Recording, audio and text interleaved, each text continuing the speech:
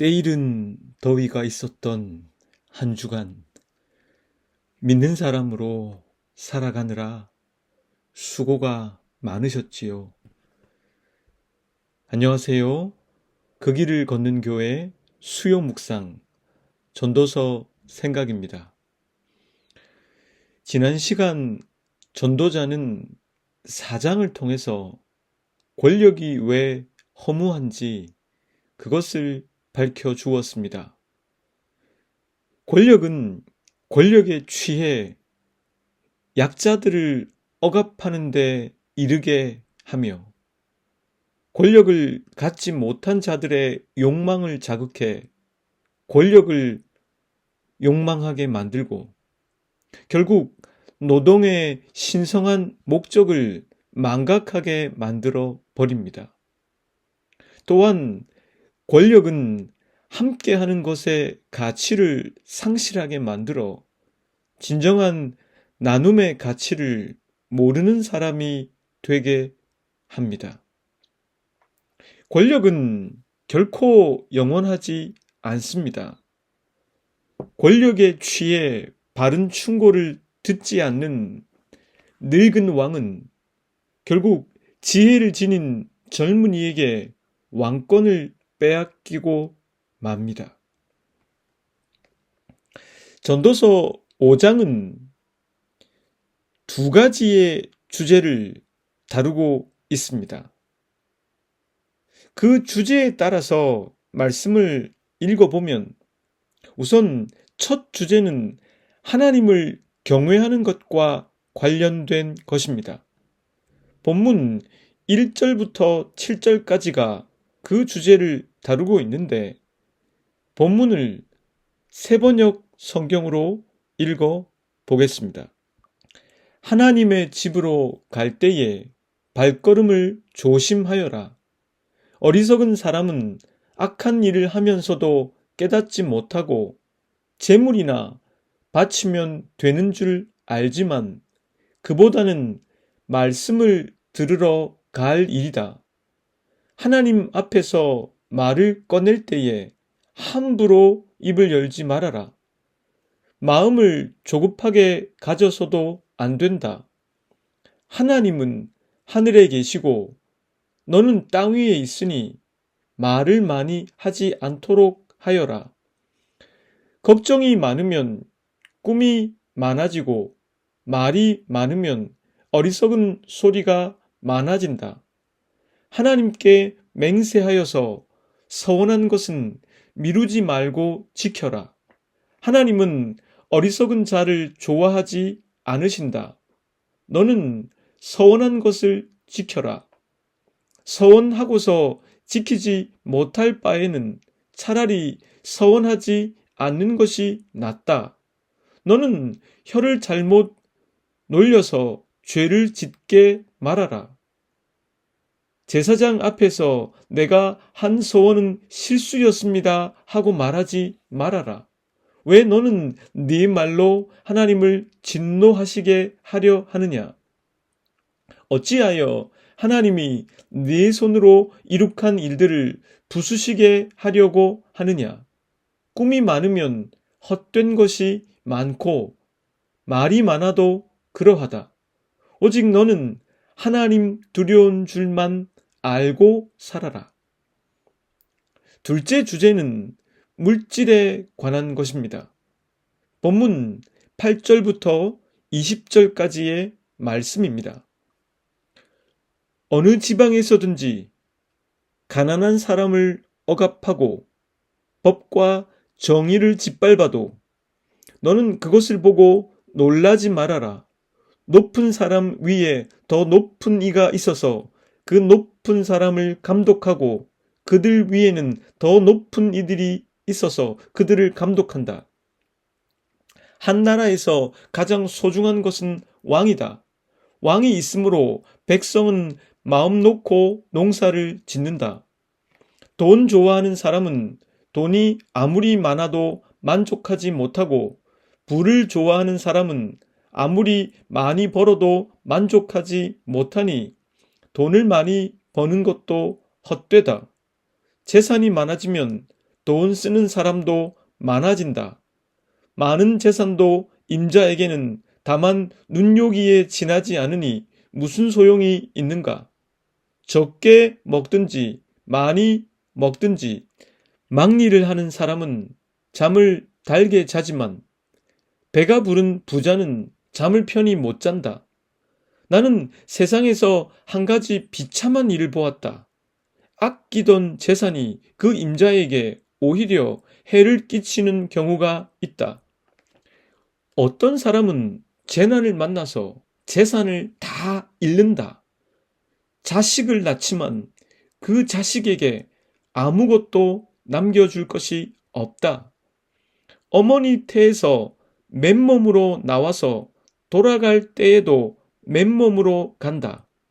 수고해서 얻은 것은 하나도 가져가지 못한다. 또 한 가지 비참한 일을 보았다. 사람이 온 그대로 돌아가니 바람을 잡으려는 수고를 한들 무슨 보람이 있는가? 평생 어둠 속에서 먹고 지내며 온갖 울분과 고생과 분노에 시달리며 살 뿐이다. 그렇다. 우리의 한평생이 짧고 덧없는 것이지만 하나님이 우리에게 허락하신 것이니 세상에서 애쓰고 수고하여 얻은 것으로 먹고 마시고 즐거워하는 것이 마땅한 일이요 좋은 일임을 내가 깨달았다. 이것은 곧 사람이 받은 몫이다. 하나님이 사람에게 부와 재산을 주셔서 누리게 하시며 정해진 몫을 받게 하시며 수고함으로써 즐거워하게 하신 것이니 이 모두가 하나님이 사람에게 주신 선물이다. 하나님은 이처럼 사람이 행복하게 살기를 바라시니 덧없는 인생살이에 크게 마음 쓸 일이 없다. 본문이 기록된 내용에 따라 저는 오늘 두 가지의 메시지를 여러분들과 나눠보고자 합니다. 첫째는 하나님을 경외하는 것, 그것에 관한 내용입니다.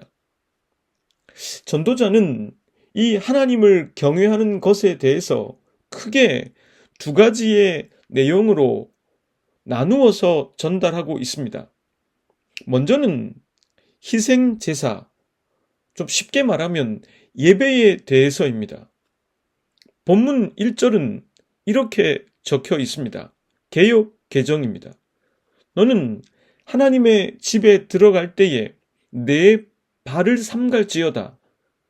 가까이 말씀을 듣는 것이 우매한 자들이 제물 드리는 것보다 나으니 그들은 악을 행하면서도 깨닫지 못함이니이다. 허무한 것들을 쭉 열거하던 전도자는 이제 하나님께 드리는 예배라는 것에 대해서도 생각해 보기 시작합니다.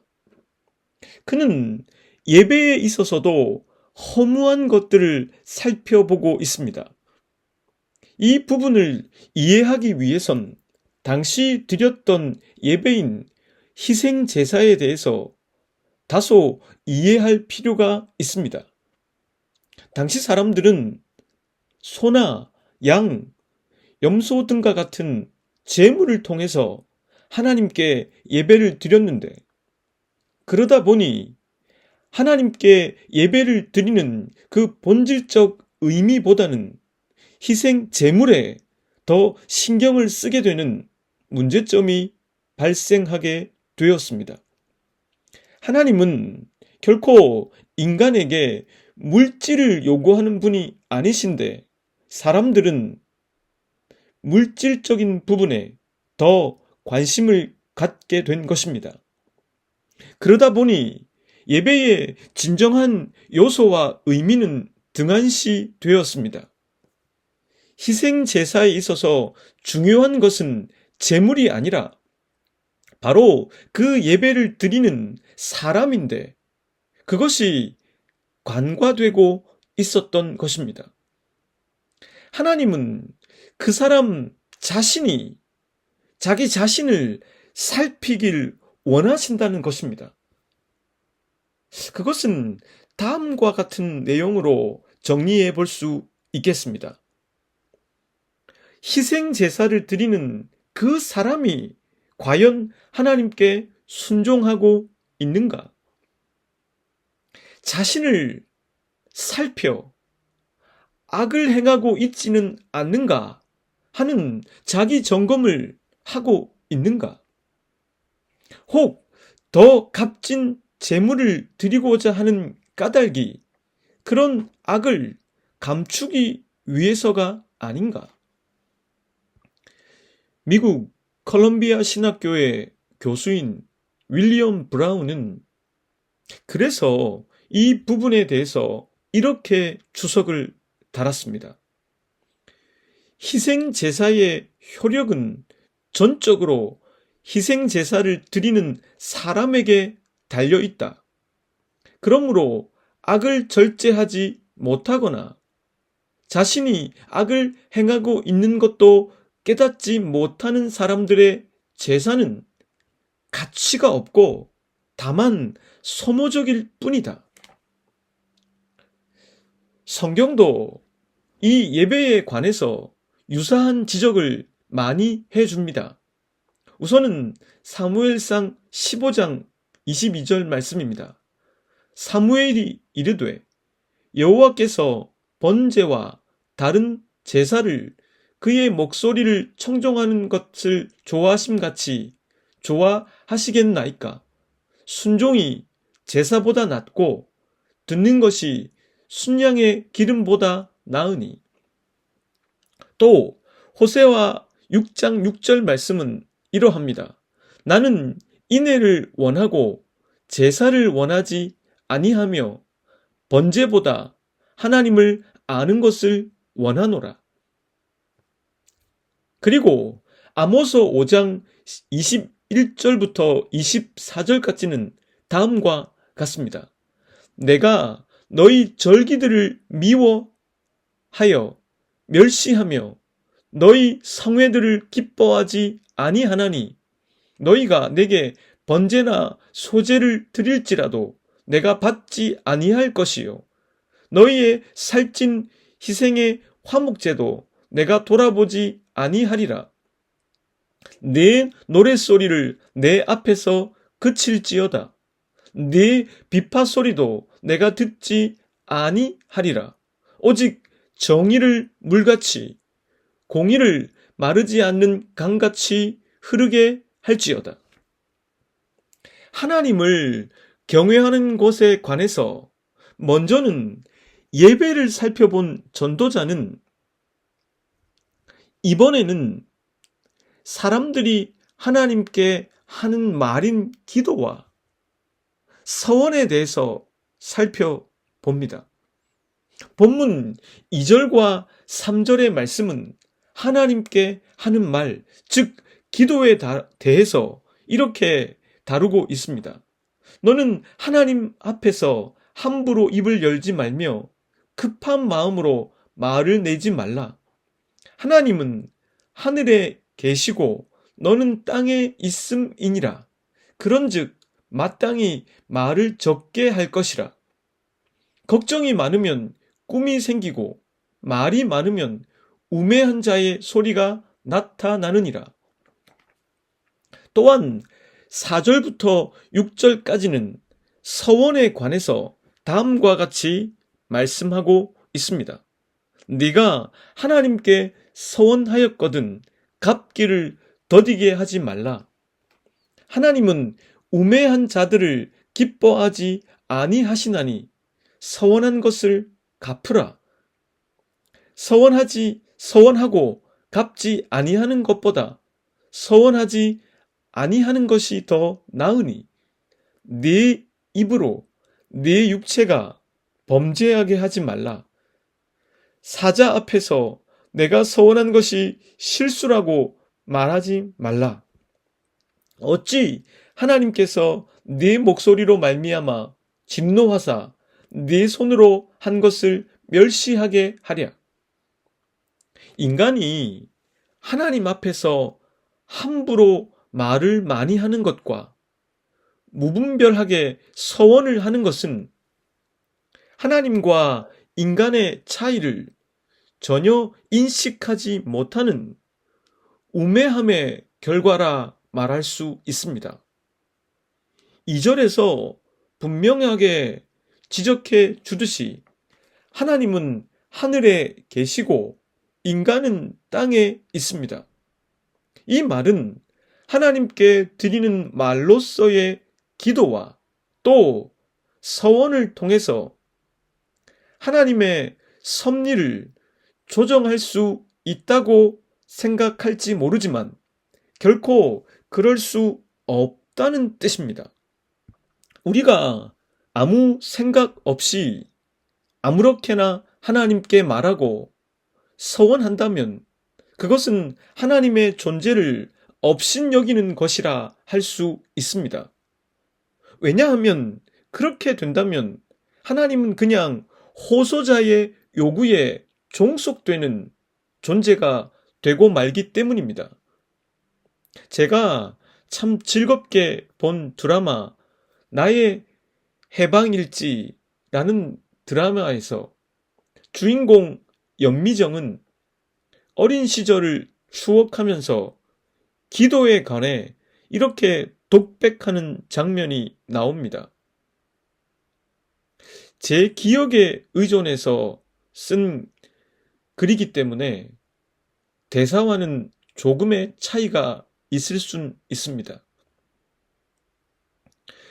어릴 적 교회에 다닌 적이 있는데 돌아가면서 자기 기도 제목을 얘기하는 시간이 있었어. 친구들의 기도 제목은 이러했어. 성적이 올라가게 해주세요. 친구와 사이좋게 잘 지내게 해주세요. 나는 그런 기도 제목을 듣고 이렇게 생각했지. 기껏 그런 것을 기도한다고? 신에게? 진짜 신이라면 이런 것을 기도해야 하지 않을까 생각했어. 나는 누구예요? 나는 왜 여기에 있어요? 신학적으로 하나님은 전적인 타자라고 합니다. 이 전적인 타자라는 개념은 본질적으로 하나님과 인간이 전혀 다른 존재라는 뜻입니다. 전도서의 저자가 지금 사람들의 기도와 서원에 관해 살피면서 생각하고 있는 것은 지나치게 인간 중심적인 관점에서 하나님을 인간에게 종속되어 있는 것처럼 생각하고 말하고 서원하고 있는데 이것이 헛되다는 것입니다. 전적으로 타자이신 하나님께서는 예수 그리스도를 통해서 우리와 관계를 맺고 싶어 하신다는 게 밝혀졌습니다. 그것은 하나님께서 그렇게 결정하신 것입니다. 그래서 우리들은 하나님께 나아갈 수가 있게 되었습니다. 그런데 사람들은 그것을 잊은 채 자기 욕망을 이루기 위한 도구로서 하나님을 이용하려 들며 온갖 말들과 서원들로 하나님의 섭리를 조정하려 합니다. 그래서 저자는 7절에 이렇게 밝힙니다. 꿈이 많으면 헛된 일들이 많아지고 말이 많아도 그러하니 오직 너는 하나님을 경외할지니라. 저자는 하늘의 경계성을 무너뜨리려고 하는 인간의 성향을 조심하고 헛된 것들을 바라며 끝없는 수다 속에서 또다시 바벨탑을 쌓으면 안 된다는 것을 강조해 주고 있습니다. 우리는 하나님을 제대로 경외하기 위해서 다음 두 가지를 조심해야 합니다. 나 자신에 대한 성찰이나 반성 없이 습관적이거나 의무적으로 반복하는 예배가 되지 않도록,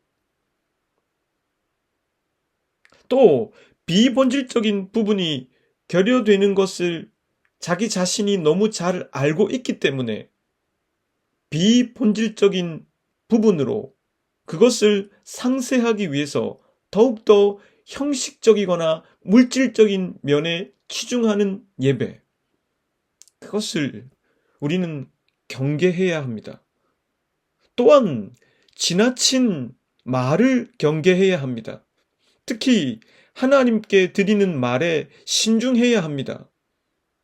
그것은 하나님께 기도하지 말라는 뜻이 아닙니다. 주도권을 자기가 쥔 채, 때론 그것도 잊어버린 채, 기도나 서원을 통해서 자신이 마치 하나님인 것처럼 말하는 것을 경계해야 합니다. 그러니 우리들은 하나님 앞에서 침묵으로 우선 그분의 말씀을 듣는 훈련을 해 나가야 합니다.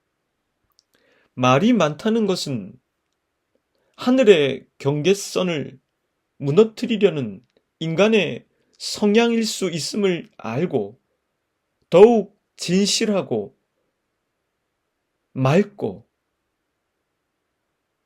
그분께 꼭 해야 할 말을 하는 분별력을 키울 수 있어야 합니다. 큰 두 번째로 전도자가 다루고 있는 것은 물질에 관해서입니다. 본문 10절 말씀입니다. 은을 사랑하는 자는 은으로 만족하지 못하고 풍요를 사랑하는 자는 소득으로 만족하지 아니하나니 이것도 헛되도다.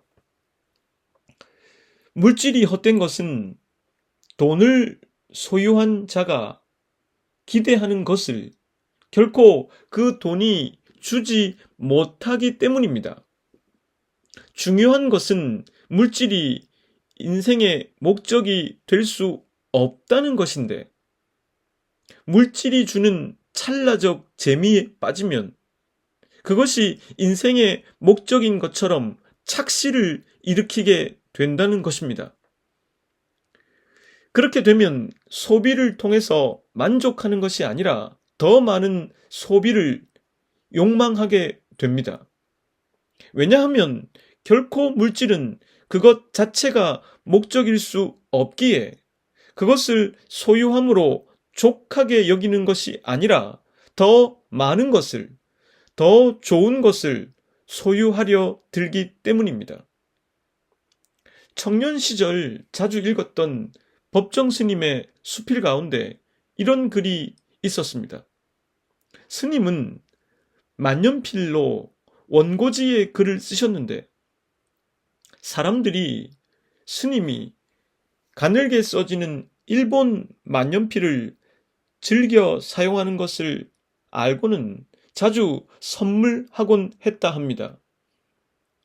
스님은 한 개의 만년필을 소유하다 몇 개의 만년필을 갖게 되었는데 성찰을 해보니 몇 개를 갖게 되다 보니 한 개의 소중함을 상실하게 되었다고 적었습니다.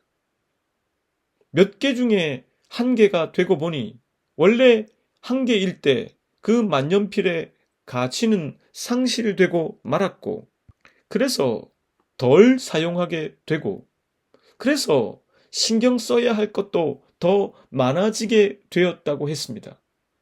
만년필은 관리를 주기적으로 해 주어야 하기 때문이죠.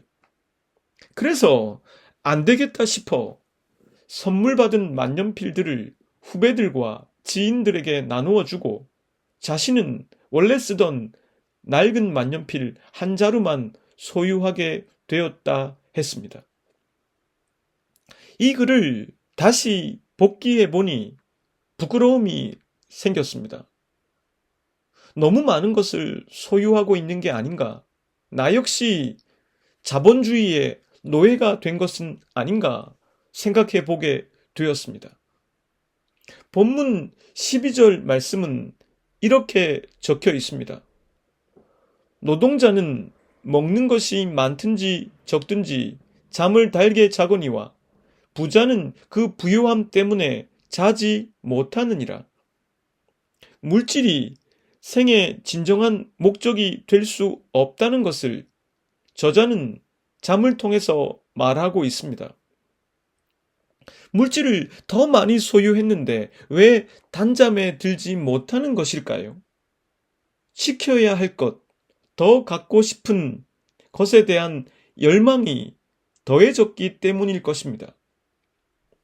우리 생에서 중요한 일과 휴식의 균형이 깨어지게 된다는 것입니다. 이것이야말로 자연스럽지 못한 것이며 하나님의 창조 섭리에 위배되는 것입니다. 충전을 해 두어야 내일 하루 종일 사용할 수 있는 스마트폰처럼 쉬면서 재충전해야 하는데 부자는 오히려 제대로 쉬질 못합니다. 본문 18절과 19절 말씀은 이 단락에 대한 결론을 이렇게 적습니다. 사람이 하나님께서 그에게 주신 바 그 일평생에 먹고 마시며 해 아래에서 하는 모든 수고 중에서 낙을 누리는 것이 선하고 아름다움을 내가 보았나니 그것이 그의 몫이로다. 또한 어떤 사람에게든지 하나님이 재물과 부요를 그에게 주사 능히 누리게 하시며 제 몫을 받아 수고함으로 즐거워하게 하신 것은 하나님의 선물이라. 우리가 하는 일은 물질과 연관됩니다. 그런데 우리가 하는 일의 목적은 물질만이 아닙니다. 아니, 물질이 아닙니다. 그것은 하나님께서 내게 주신 소명으로서의 일입니다. 하나님께서 생의 낙을 누릴 수 있도록 주신 최선의 것일지 모릅니다. 그 빛이 내 업에 비추어질 때 우리들은 그 일을 존귀하게 대하게 되고 가치를 두게 됩니다.